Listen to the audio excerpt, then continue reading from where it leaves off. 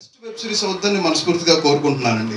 అలాగే ఈ web series ఇంత స్ట్రాంగ్గా అవటానికి, మేమందరం ఇంత బాగా నటించడానికి, ఇంత మంచి ఆపర్చునిటీ మాకు రావడానికి ప్రధాన కారణం ముఖేష్ డార్లింగ్.